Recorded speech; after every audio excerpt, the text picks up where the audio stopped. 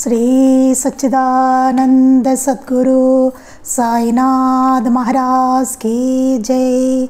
श्री सच्चिदानंद सद्गुरु अलिवेलु मंगम्म सहित भरद्वाज महाराज की जय। श्री सच्चिदानंद सद्गुरु नामपल्ली बाबा महाराज की जय। जय साई मास्टर। ఈరోజు మనం శ్రీ సాయినాథ ప్రబోధామృతము అనే గ్రంథాన్ని వివరించుకుంటున్నాం. రచన పూజ్యశ్రీ ఆచార్య ఎక్కిరాల భరద్వాజ మాస్టర్ గారు. దీనిలో సాయిబాబా బోధలు జీవిత కళ అనే అధ్యాయాన్ని మనం చదువుకుంటున్నాం. నేను సత్సంగంలో ఏం చెప్పుకున్నాం అంటే బాబా చెప్పిన మార్గాలు అని చదువుకున్నాం. 8 పాయింట్స్ ఇక్కడ చదువుకున్నాం అనమాట. అది ఒకసారి చదివేసుకుని మనం ఈరోజు సత్సంగంలోకి వెళ్దాం. మొదటిది ఏం చెప్పారంటే 10 మందితో సాధ్యమైనంత వరకు చేరకుండటం. 2 10 మాటలకు ఒక మాటతో సమాధానం చెప్పడం. 3 దేని యొక్క అందవికారాలను పట్టించుకోక ఆ రూపం ధరించిన దైవాన్ని స్మరించడం. 4 ఆ స్మరణ యొక్క బలాన్ని సహాయంగా తీసుకుని కీచులాటకు వంతులకు పోటీలకు పోకపోవడం. 5 బాబా తెలిపిన రీతిన అసూయాది వికారాలను వివేకంతో తొలగించుకోవడం. 6 ఇట్టి వివేకాన్ని బలపరిచే సత్గ్రంథాలు పఠించడం. నిరంతరం సర్వగతుడైన సాయినామస్మరణ సల్పడం. మనోవికారాలకు తావీయని రీతిన మన ధర్మాన్ని అనుసరించి పనిచేయడం. 7 అజ్ఞానంతో మనుషులంతా తలచినట్లు మనం ఒకరి నుండి ఒకరు వేరుకారని, నాలో నీవున్నావు నీలో నేనున్నాను అన్న సత్యాన్ని వివేకంతో నిర్ధారణ చేసుకుంటూ నిలుపుకోవడం. 8 చివరికి నీవు చూచేదంతా కలిసి నేను అన్న సాయి వాక్యాన్ని స్మరించి ధ్యానించడం. ఈ 8 పాయింట్లు నిన్న మనం కొద్దిగా చెప్పుకోవడం జరిగింది. ఇవన్నీ మనకి కుదరాలంటే సాయినాథ పూజ అనే గ్రంథంలో ముందు మాటలో వివరణ, అసలు పూజ ఎందుకు చేయాలి ఏంటి ఇదంతా వివరణని హృదయగతం చేసుకుని నిత్యము మనకి విరామం ఉన్న సమయాల్లో పూజ విధిగా భావయుక్తంగా చేయడం ఎంతో ఉపకరిస్తుంది. అట్లా చేసుకుంటూ ఉంటే పైన ఇక్కడ ఉదాహరించిన 8 మనం ఆచరించగలుగుతాం. అలాగే ఇంకేం చెప్పారు, సాయి చెప్పినట్లు భోజనానికి ముందు యథాశక్తి అన్నం కాకబలికి బయటపెట్టి ఆయా జీవుల రూపంలో దైవశక్తి స్వరూపుడైన సాయియే దాన్ని ఆరగిస్తున్నారన్న గుర్తింపును పటిష్టం చేసుకోవడం. కాకబలికి బాబా చెప్పారు కదా, అన్నం ముద్ద బయట విడిచిరా, ఏ జీవి వచ్చి తిన్నదన్నది పట్టించుకోవద్దు. ఎందుకంటే అన్నిట్లోనూ అన్ని జీవుల్లోనూ ఆయనే ఉన్నాను, నేనే ఉన్నాను కాబట్టి నేనే దాన్ని తీసుకుంటున్నానని బాబా చెప్పారు. అందుకని దాన్ని మనం ఆచరించాలన్నమాట. ఏమి తినినా త్రాగినా ముందు సాయికి నివేదిస్తూ కనిపించేవన్నీ ఆయన రూపాలే అని గుర్తు తెచ్చుకుంటుంటాం. దీనికి సాధనాలు ఏది తిన్నా తాగినా ఆయనకి నివేదించుకుని ఆయన ప్రసాదంగా మనం తీసుకోవడం, ఆయన రూపాలే గుర్తుంచుకోవడానికి అనమాట. కనిపించేవన్నీ ఏదైతే మనకు కనిపిస్తున్నాయో అన్నీ ఆయన రూపాలే అన్నది గుర్తుపెట్టుకోవడం అనమాట. దీనికి సాధనాలు. అలానే ఒకరిలో ఒకరిని సాయిని స్మరించి నమస్కరించుకోవడం సాధనలో భాగం. అలాగే మనకి ఎవరైనా సాయి భక్తులు ఎదురైనప్పుడు మనం సాయిరామాన్ని పలకరించడం, అలాగే మనం జై సాయి మాస్టర్ అంటాం. అలా అనమాట. అంటే ఒకరిలో ఒకరు బాబాని చూసుకోవడం, మాస్టర్ గారిని చూసుకోవడం అలాగే. అది అప్పుడు ఏముంటుందండి, అందరిలో ఆయన ఉన్నప్పుడు ఇవేం రావు. పైన చెప్పినట్టు వంతులు కీచులాట్లు ఇట్లా అందరిలోనూ బాబాని చూడగలిగితే ఇవన్నీ రావు కదా. మనకి ఎందుకు వస్తున్నాయి? మనం అట్లా చూడట్లేదు కాబట్టి మనకు వస్తుంది. అదే అనమాట ప్రాబ్లం. అంటే బాబా చెప్పినవి మనం చెయ్యకపోవడం వల్లే ఇట్లాంటి ప్రాబ్లమ్స్ అన్నీ మనకు వస్తున్నాయి. ఇతరులతో భేదాభిప్రాయాలు కానీ ఇవన్నీ. మరి అవతల వాడు అట్లా ఉంటే ఏం చేయాలంటే చెప్పారు కదా, 10 మాటలకు ఒక్క మాటతో సమాధానం ఇచ్చి వెళ్ళిపో అని చెప్పారు. ఎన్నో అందులో ఉన్నాయి మనకి. అలాగే ఈరోజు మనం ఇంకా మిగతాది అసలు ఏంటి అన్నది ఇంకా చెప్పుకుందాం. మనం ఒకరి నుండి ఒకరు వేరు అన్న భావం బలపడడానికి ఆధునిక జీవితంలో ఒక కుటుంబంతో ఒక కుటుంబానికి ఎట్టి సంబంధాలు లేకుండా బ్రతకడం ఒక పెద్ద కారణం. ఇప్పుడున్న పరిస్థితుల్లో ఏంటంటే ఒకరి నుండి ఒకళ్ళు వేరు అనుకోవడం అన్నది ఇంకా బలపడిపోతుందండి. రాను రాను చూడండి ఎక్కువైపోతుంది. ఎవరికెవరు పడట్లా, ఏ ఇద్దరు కూడా ఉండలేకపోతున్నారు. ఒక పెద్ద కుటుంబమే కాదు, ఏ ఇద్దరు కూడా కలిసి ఉండలేని పరిస్థితులు వస్తున్నాయి. కారణం ఏంటి అసలు మనం చూస్తూనే ఉన్నాం కదా. ఎందుకు అంటే బలపడ్డాను ఆధునిక జీవితంలో ఒక కుటుంబంతో ఒక కుటుంబానికి ఎట్టి సంబంధాలు లేకుండా బతకడం ఒక పెద్ద కారణం. ఒక కుటుంబం నుంచి ఇంకో కుటుంబానికి ఎట్టి సంబంధం ఉండట్లేదు. ఎవడ ఇది వాడిది అనమాట. అలా ఉండడం వల్ల ఏమవుతుంది, అలా బతకడం వల్ల వేరు వేరు అన్న భావన పెరిగిపోతుంది మనకి. అలా కాక భక్తుల కుటుంబాలన్నీ వారానికో పక్షానికో ఒక చోట సమావేశం కావడం. ఇలా మనం బాబా భక్తులు అనుకున్న వాళ్ళు ఎవరైనా, మనం బంధువులు కావచ్చు, మన కుటుంబం కావచ్చు, మన స్నేహితులు కావచ్చు, మన చుట్టుపక్కల వాళ్ళు కావచ్చు, ఇంకెవరైనా బాబా భక్తులు కావచ్చు, ఎవరైనా సరే భక్తులు అనుకున్న వాళ్ళం, భక్తుల కుటుంబాలన్నీ వారానికో పక్షానికో ఒక చోట సమావేశం కావడం. వారానికి ఒకసారి కానీ లేదా 15 రోజులకు ఒకసారి కానీ ఒక చోట సమావేశం అవ్వండి. కలిసి వేడుకలు పూజాధికాలు చేసుకోవడం దీనికి ఎంతో ఉపకరిస్తుంది.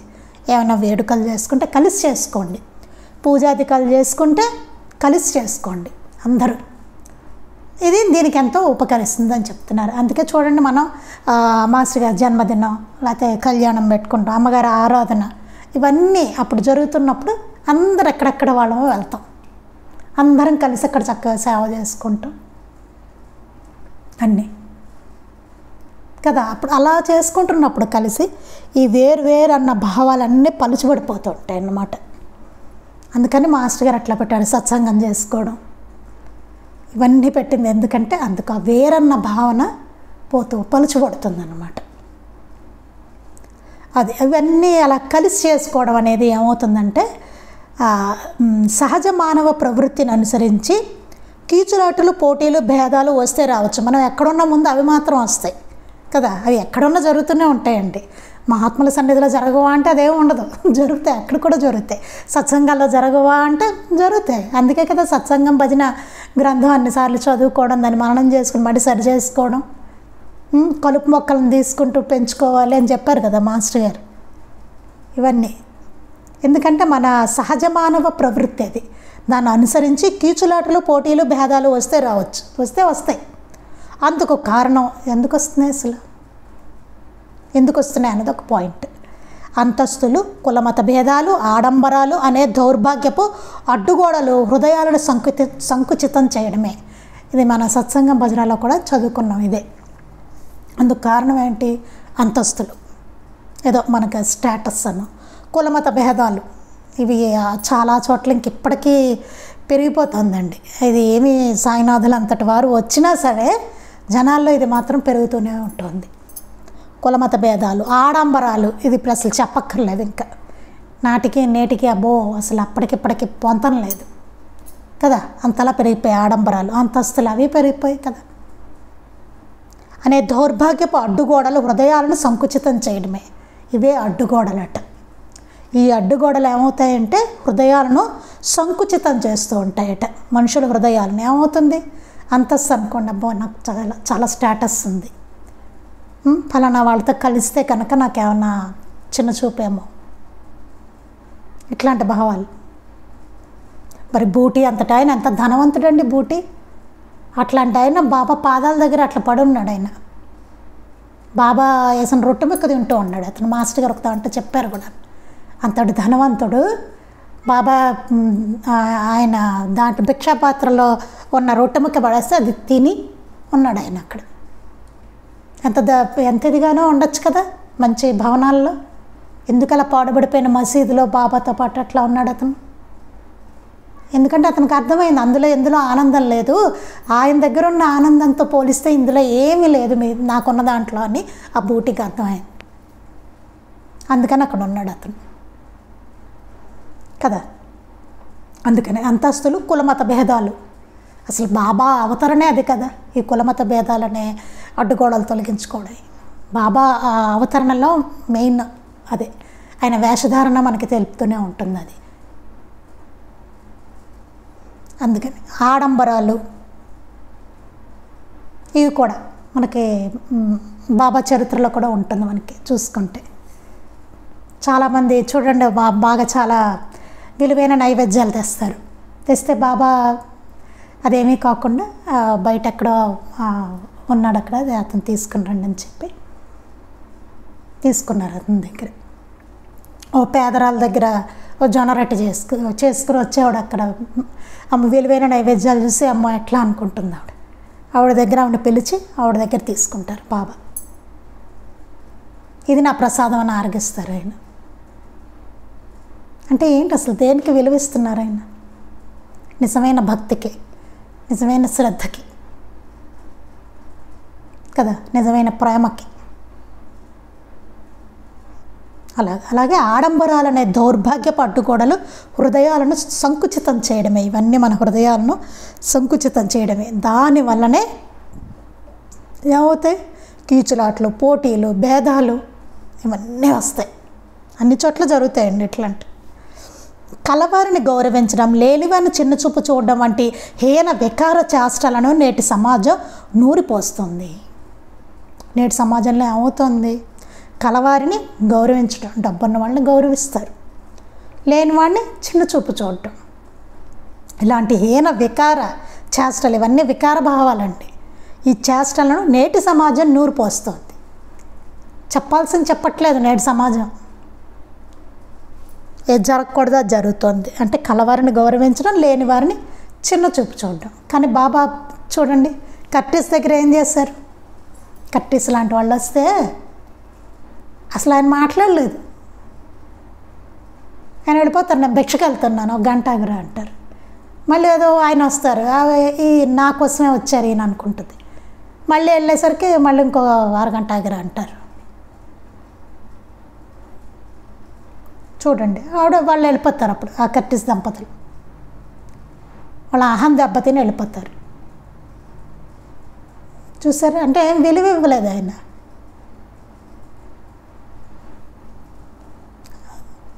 అందుకని కలవారిని గౌరవించడం, లేనివారిని చిన్న చూపు చూడడం వంటి హీన వికార చేష్టలను నేటి సమాజం నూరిపోస్తుంది.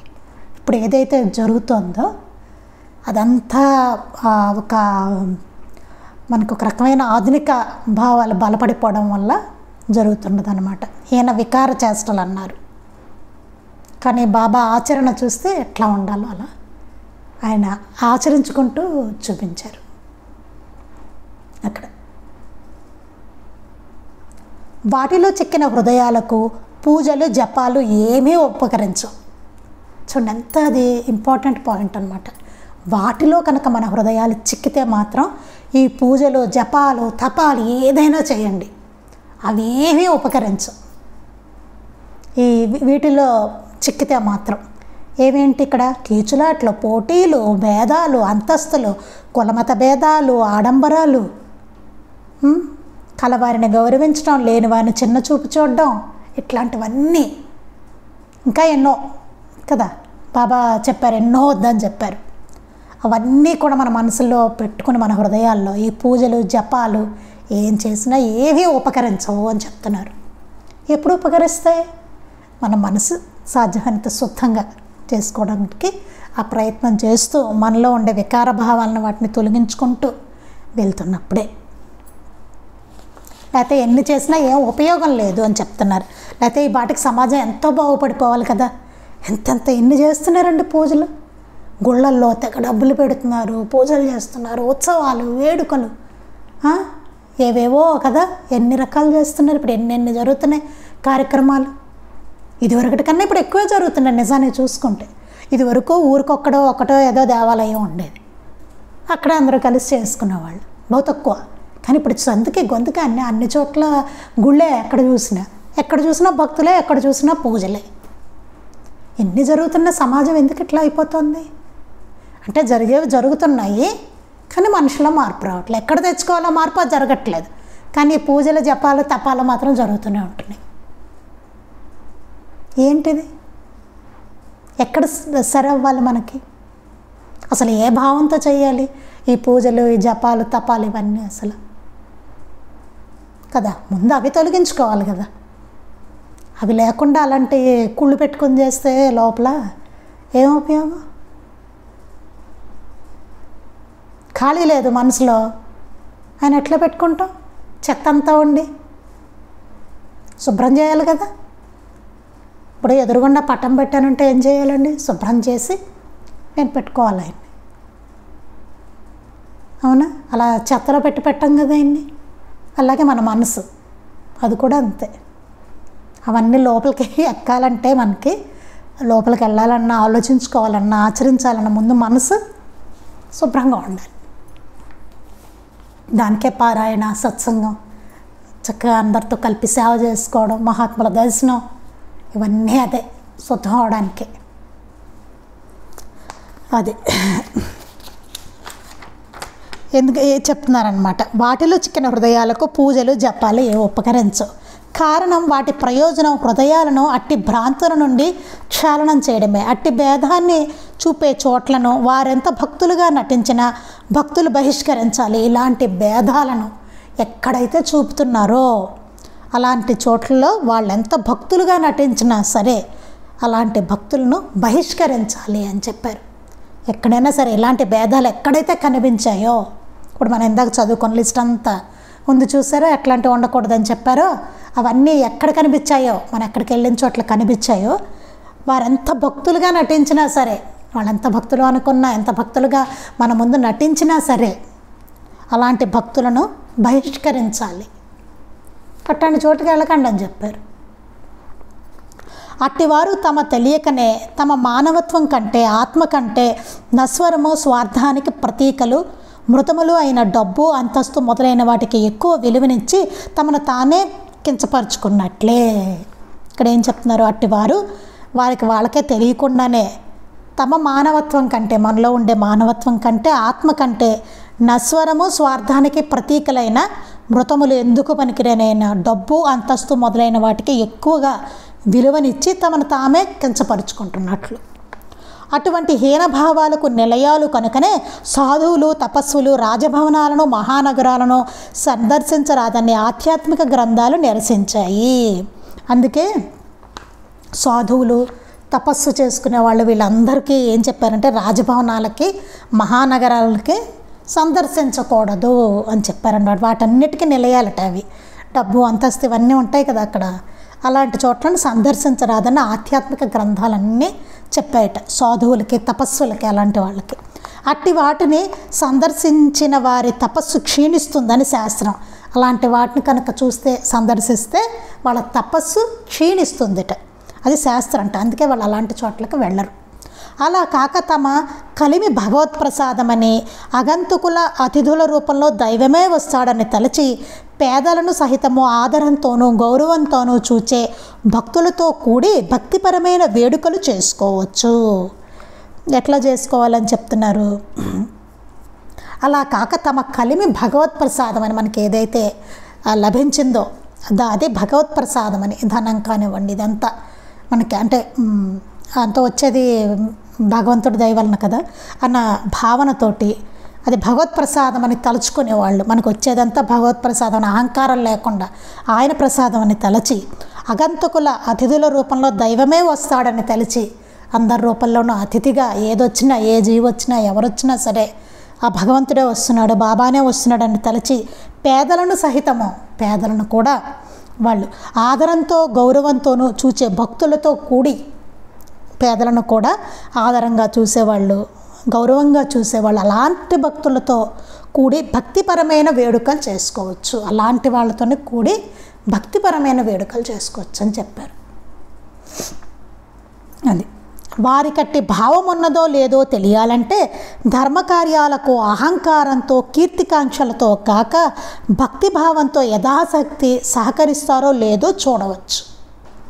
ఇక్కడ ఏం చెప్పారు, వారికట్టి అసలు భావన ఉందో లేదో మనకి తెలియాలంటే అంతే కదండి. ఇతరులకి అంటే ధర్మకార్యాలకి వారికి ఉన్న సంపదను వినియోగించాలి ఇట్లాంటి భావన ఉందో లేదో అన్నది మనకి తెలియాలంటే ధర్మకార్యాలకు అహంకారంతో కీర్తికాంక్షలతో కాక ఉన్న ధర్మకార్యాలు అవి జరుగుతున్నప్పుడు అహంకారంతోటో కీర్తికాంక్షతోటో అట్లాంటి కాక భక్తిభావంతో చాలా భక్తితోటి ఆ భావనతోటి యథాశక్తిగా ఏదో నువ్వు తలకమించి ఇవ్వమని చెప్పలేదు, యథాశక్తిగా ఉండి ఇవ్వకపోతే మళ్ళీ అది దోషం కదండి. ఉండి కూడా ఇవ్వకపోతే దోషం, లేదా మనకి ఉన్నదానికన్నా ఏదో ఎక్కువగా ఇద్దామనుకోవడం అన్న దోషం. మనం చూసుకొని జాగ్రత్తగా యథాశక్తి అని చెప్పారు అక్కడ.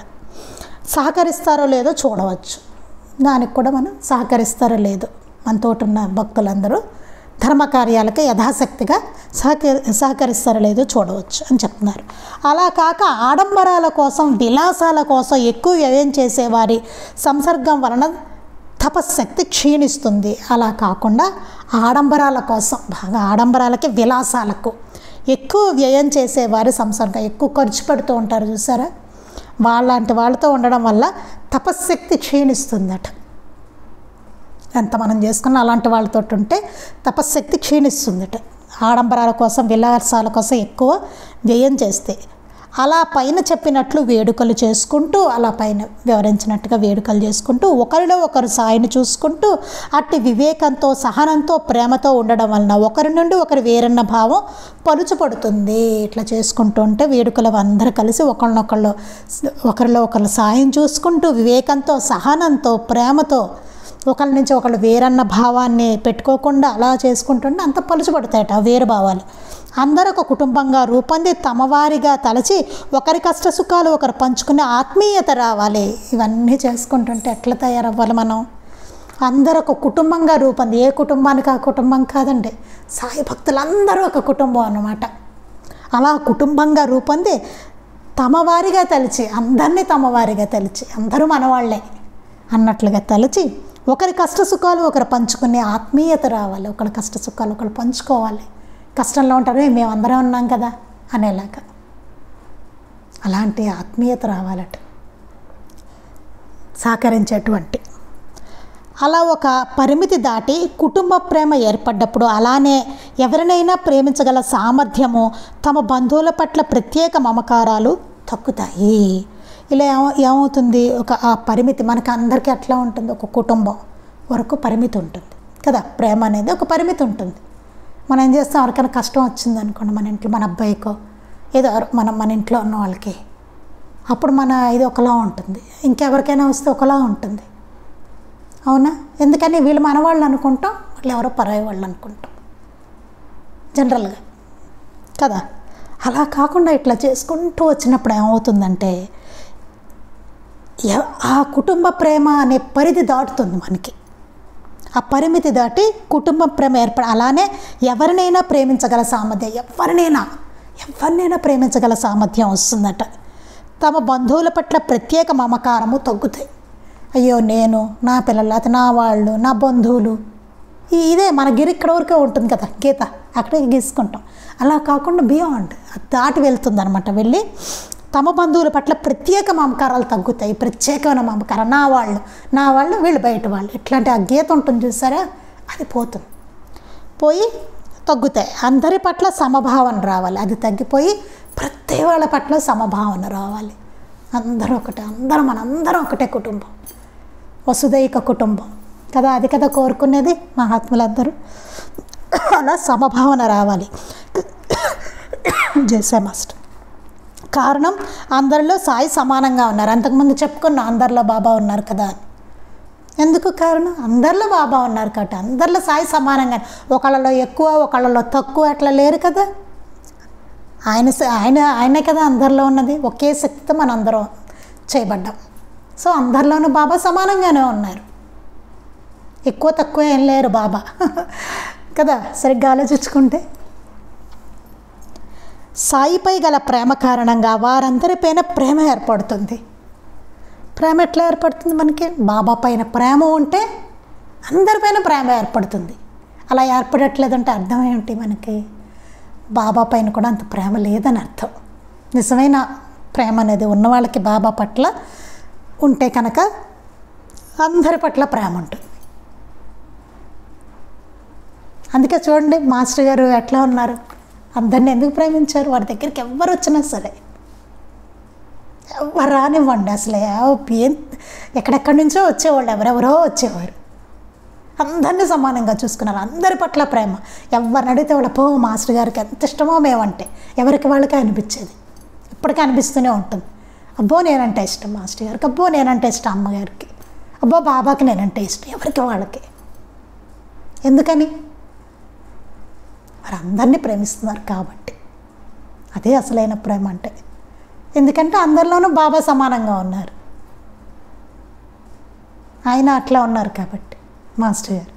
మనం అట్లా లేము కదా. చూడండి, మనకు కొందరి పట్ల ప్రేమ ఉంటుంది, కొందరి పట్ల కోపం, కొందరి పట్ల ద్వేషం, కొందరి పట్ల అసూయ, రకరకాల భావాలు.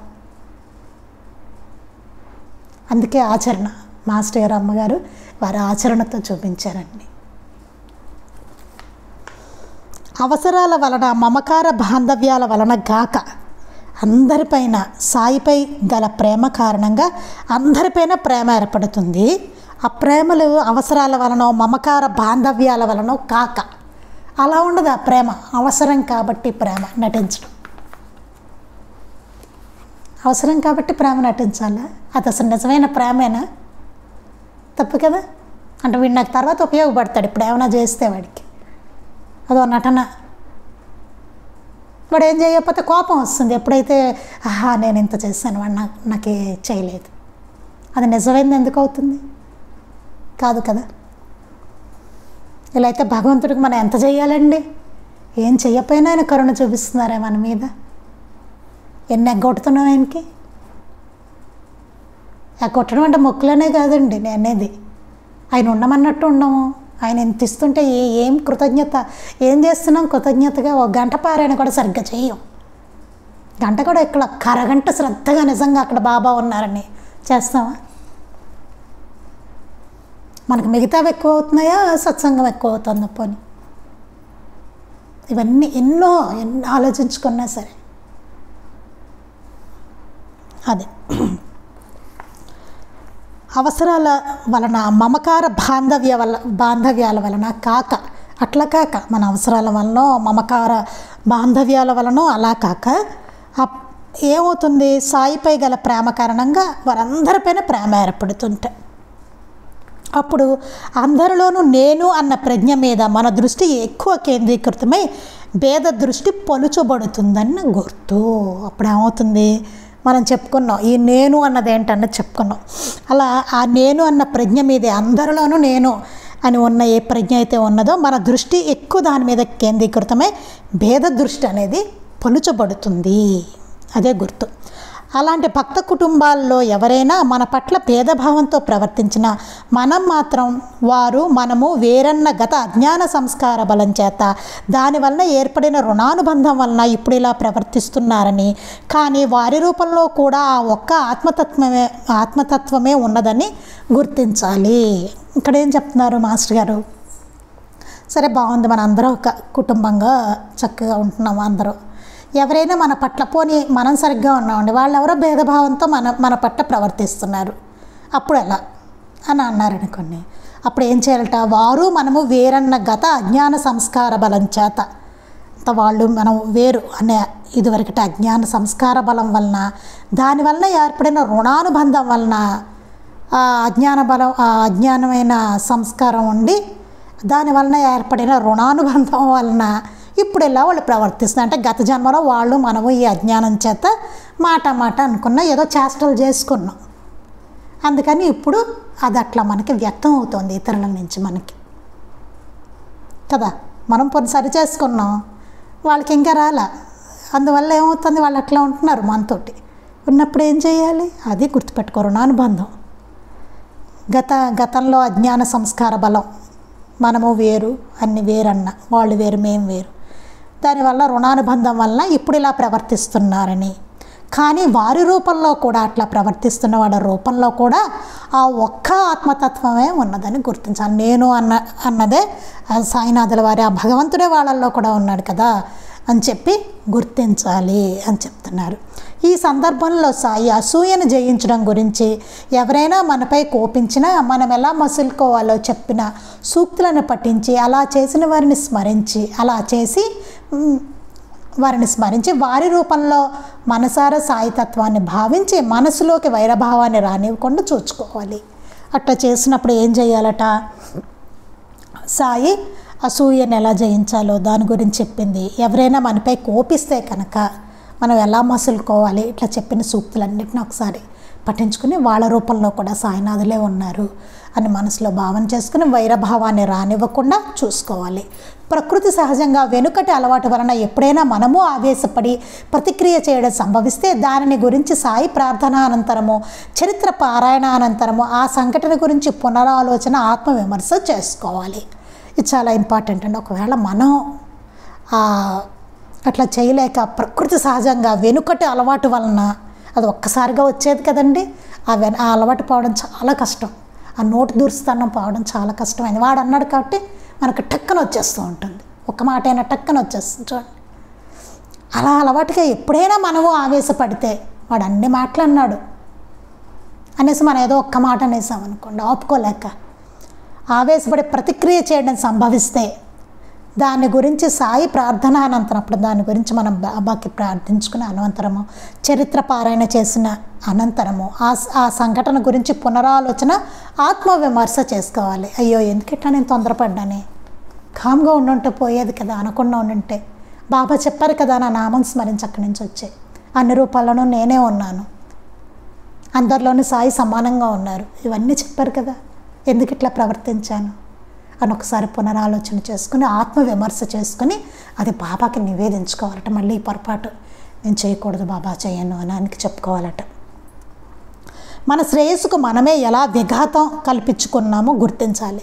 మన శ్రేయస్సుకే మనం విఘాతం కల్పించుకుంటున్నాం, తిరిగి మళ్ళీ అట్లా ప్రవర్తిస్తున్నాం అంటే అర్థం ఏంటి? మన శ్రేయస్సే మనం పాడు చేసుకుంటున్నాం అని అర్థం. చాలామందికి అనిపిస్తూ ఉంటుంది, అబ్బే వాడు అన్నీ మాట్లాడినాడండి. నిజమే అన్నాడు, కానీ ఇక్కడ ఎందుకు చెప్పారు బాబా? ఆయన చెప్పింది మనకి మంచిదా లేకపోతే మన అభిప్రాయం మనకి మంచిదా? నేను ఒక్క మాటేనా అనొద్దు, నేను తిట్టద్దు వాడిని చెడామడా, వాడు నన్ను తిట్టాడు ఎన్నిసార్లు అన్నాడు, వాడు ఎన్నిసార్లు ఏరా అనివ్వండి. బాబా ఏం చెప్తున్నారు? కానీ చూడండి ఆ టైంలో మనకు గుర్తురాదు, టప్ప టప్ప టప్ప మనం అనేస్తాం, వాడు అనేస్తాడు, మనం అనేస్తాం. వాడికి బాధే మనకి బాధే, మనసు చిరాకు. అది మళ్ళీ రుణానుబంధమే, జన్మజన్మలకి మళ్ళీ వీడే మనకు తగులుకుంటూ ఉంటాడు. మళ్ళీ ఇంకో ఇలాగే ఉంటుంది, చిన్న బసప్ప వీరభద్రప్పల్లాగా మన పరిస్థితి. వాళ్ళు మనం కొట్టుకుంటూ ఈ జన్మలు పరంపరలు ఈ చక్రంలో ఇట్లాగే తిరుగుతూ ఉంటాం. మంచి పనులు కలిసి చేసుకోవాల్సింది పోయి తిట్టుకోవడానికి కొట్టుకోవడానికి కలుస్తూ వాళ్ళు ఎక్కడికి పోరండి, మనతోనే వస్తారు, నో ప్రాబ్లం. ఏ జన్మ ఎక్కడికి వెళ్ళినా వాళ్ళు తగులుకుంటారు మనకి. రుణానుబంధం మరి అన్నాం కదా అది. అందుకని మన శ్రేయస్సుకు మనం ఎలా విఘాతం కలగజేసుకుంటున్నామో గుర్తించాలి. ఎలా కలిగించుకుంటున్నామో విఘాతాన్ని అన్నది మనం గుర్తించాలట. వీలైతే అవతలి వారితో పశ్చాత్తాపాన్ని వ్యక్తం చేసుకొని మన పొరపాటును మన్నించమని చెప్పాలి. వీలైతే మన కనుక అట్లాంటి ఒక మాట మన వల్ల అని ఉంటే కనుక అది వ్యక్తం చేసుకొని మన పొరపాటును, నా పొరపాటు వల్ల నేను ఇట్లా అన్నాను మన్నించండి అని చెప్పచ్చు కూడా. మనది పొరపాటు అయినప్పుడు అది వాడిది లేదండి, వాడిదే పొరపాటు, ఓకే నువ్వు మాట్లాడకుండా వచ్చే క్షమించు చెప్పారు కదా, ప్రేమించు క్షమించు, ఇవన్నీ మాస్టర్ గారు చెప్పినవి మనకి.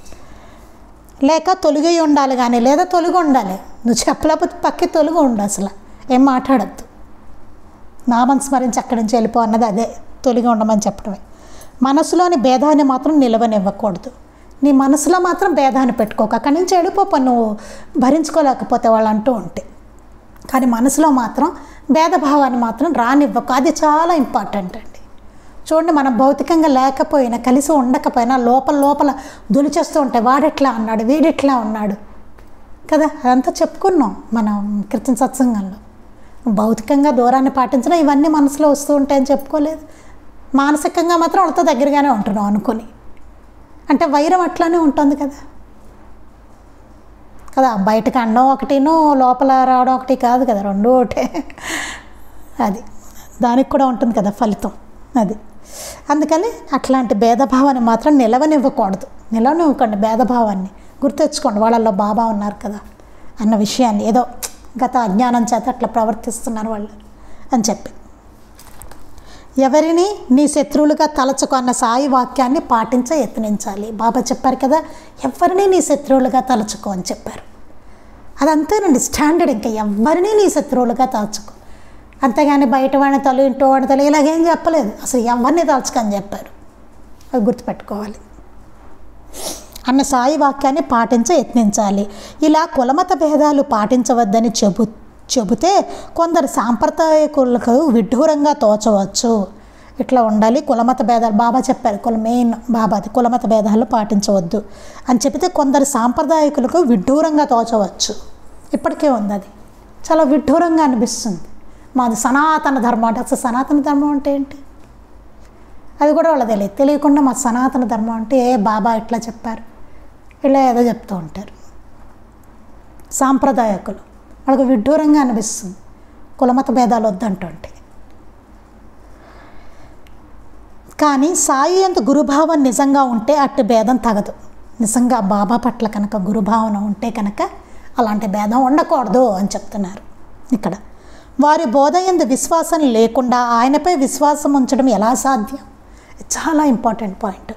ఆయన బోధ పట్ల మనకు విశ్వాసం లేకపోతే, ఆయన చెప్పింది అది కరెక్ట్ అన్నది నమ్మకుండా మనం దాని పట్ల విశ్వాసం లేకపోతే అసలు ఆయన్ని విశ్వసించడం మాత్రం ఎట్లా సాధ్యం అవుతుంది? అంటే ఆయన పట్ల మనకు విశ్వాసం లేదని అర్థం కదా. ఏ బోధన ఆయన ఏదో చెప్పారులే అని చెప్పి మన పని మనం కానిస్తున్నాం అనుకోండి, ఇంకేంటి అది విశ్వాసం? అబ్బో నాకు చాలా భక్తి ఉందండి, అది భక్తే? అది విశ్వాసమా బాబా పట్ల? ఆయన ఎందుకు చేయాలి? మనకి ప్రార్థిస్తే ఎవరు చేయరండి. బాబా చేయకపోతే, అసలు సద్గురువు చేయకపోతే ముల్లోకల్లో ఎక్కడికి వెళ్ళి ఆవిడ చేయరట, ఎవ్వరు చేయరు అప్పుడు. అది గుర్తుపెట్టుకోవాలి, చాలా ఇంపార్టెంట్ అయిన విషయం అది. ఆయన బోధ ఎందే విశ్వాసం లేకపోతే ఆయన పట్ల మాత్రం ఎందుకు విశ్వాసం ఉంటుంది? మనకు అది విశ్వాసమా? అది నిజమైన విశ్వాసం కాదు. ఏదో ఏదైనా జరిగినప్పుడు విశ్వాసం, అది లేనప్పుడు కాదు. అది కాదు కదా. చూసారన్నట్ట చెప్పారా మాస్టర్ గారు? అసలు మనం ఎంత ఎంత అద్భుతమైన గ్రంథమో ఇది సాయినాథ. నాకు ప్రవచనాల తర్వాత ఏం కాదు, రెండు సమానమే తీసుకున్నా. నాకు ఇది ముందు వెనక అని నేను చెప్పలేను, కానీ కథ మనం అది ముందు చెప్పుకున్నాం కాబట్టి అంటున్నాను. అట్లాంటి గ్రంథం అనమాట ఇది. చూడండి, రెండు అద్భుతమైన గ్రంథాలు, సాయినాథ ప్రబోధామృతం, సాయి మాస్టర్ ప్రవచనాలు. అత్యద్భుతమైనది. అసలు ఎట్లా మన జీవితాన్ని నడుపుకోవాలి, ఎలా ఉండాలి, మనం ఎట్లా ఉంటాం, అది కూడా ఎట్లా సరి చేసుకోవాలి మనల్ని మనం, ఈ రెండు గ్రంథాలు అద్భుతంగా మనకి అందిస్తూ ఉంటాయి. అది ఇంకా ఏం చెప్పారు? రేపు అమ్మగారి ఆరాధన తిథి ప్రకారం, అందుకని మనకి లైవ్ ఉంటుంది కాబట్టి రేపు అది మనం చూస్తాము. మళ్ళీ ఎల్లుండ మన సత్సంగం ఉంటుంది. శ్రీ సచ్చిదానంద సద్గురు సాయినాథ్ మహారాజ్ కీ జై. శ్రీ సచ్చిదానంద సద్గురు అలివేలు మంగమ్మ సహిత భరద్వాజ మహారాజ్ కీ జై. శ్రీ సచ్చిదానంద సద్గురు నాంపల్లి బాబా మహారాజ్ కీ జై. గురుదేవ దత్త అవధూత చింతన. లోకా సమస్తాః సుఖినో భవంతు. లోకా సమస్తాః సుఖినో భవంతు. లోకా సమస్తాః సుఖినో భవంతు. జై సాయి మాస్టర్.